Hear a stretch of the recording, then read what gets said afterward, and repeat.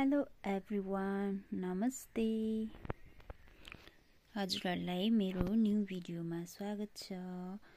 आज चाहिँ म ट्रे बनाउन गइरहेको छु।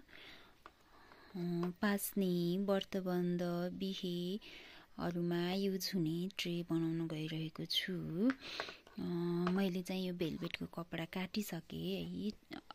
यो ट्रे जति साइजको छ त्यो नापेर अनि त्यसपछि भेलभेटको कपडा काटिसकेँ। यता बाहिर हजुरहरूले कभर गर्नुभए पनि हुन्छ, नभए यहाँसम्म मात्र हुने गरी काट्नु भए पनि हुन्छ है। मैले चाहिँ कपडा रेडी गरिसकेँ। अब म चाहिँ यो भागमा चाहिँ यो ग्लु लगाएर पेस्ट गर्नेवाला छु। त्यो भेलभेटलाई यहाँ पेस्ट गर्नेवाला छु है। हेर्नुहोस् त, मैले चाहिँ यहाँ ग्लुहरू खनाएँ है। अब म चाहिँ यसलाई यसरी मजाले सबै ठाउँमा फैल्याउँछु। यसरी सबै ठाउँमा फैल्याउँछु। यो चाहिँ मेरो फर्स्ट टाइम है। यो ग्लुले चाहिँ म चाहिँ पहिला हट गनले गर्ने गर्थेँ। यो ग्लुले पनि हुन्छ होला सायद है। हट गनले यहाँ बिचभरि लगाउँदाखेरि चाहिँ अलिकति भागहरू उठ्छ नि त, अनि माथि यस्तो उठेको भाग देखिन्छ। त्यही भएर यसपालि चाहिँ यो ग्लुले गर्नु पर्यो भनेर मैले चाहिँ गर्दैछु।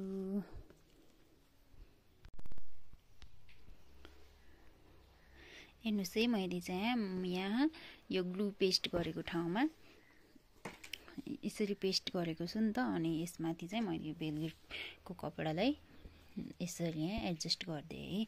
अब ब्याक साइड चाहिँ मैले यसलाई हटगनले नै टाल्छु। ब्याक साइड चाहिँ यहाँ मात्र चाहिँ मैले यो ग्लुले गरेको, तर यस्तो हुने रहेछ। सायद यसलाई अब सुक्न पनि टाइम लाग्छ होला।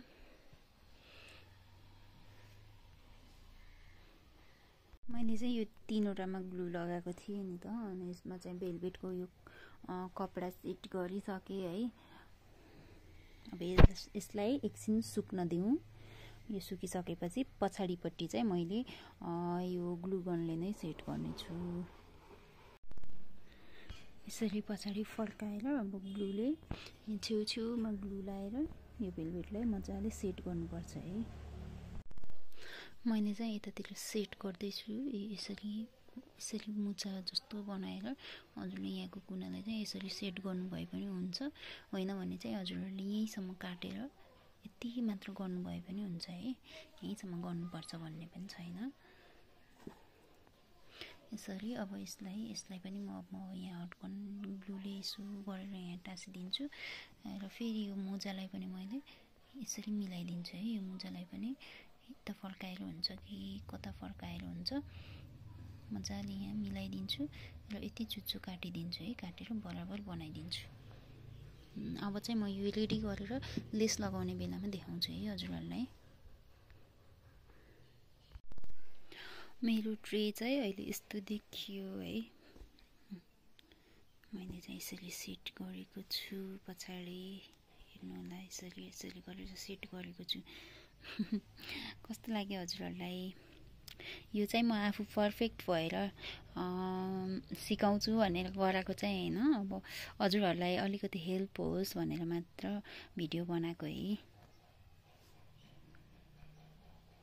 मसँगै सिक्नुहोस् न हजुरहरू पनि भनेर।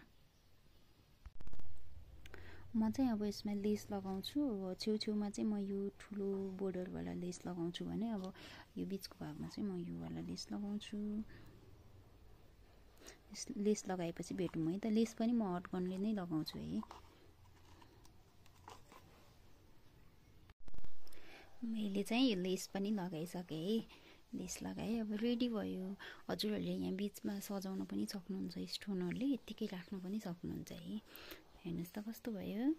हजुरहरूलाई मन पर्यो कि परेन कमेन्ट गर्नुहोस् है। दामी दामी दामी।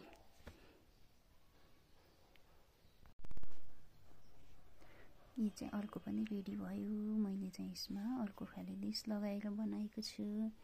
यसमा चाहिँ यस्तो खाले लेस लगाएको छु भने यसमा चाहिँ यस्तो खाले लेस लगाएको छु। अब म अर्को रेडी गर्छु। हेर्नुस् त मेरो चाहिँ ट्रेहरू यस्तो यस्तो बने। मैले चाहिँ डिफ्रेन्ट लेस लगाएर बनाएको छु। यो चाहिँ डिफ्रेन्ट टाइपको ट्रे हो है, यो चाहिँ ह्यान्डल वाला ट्रे हो है। हेर्नुस् त यो चाहिँ आज मैले बनाएको ट्रेहरू हो।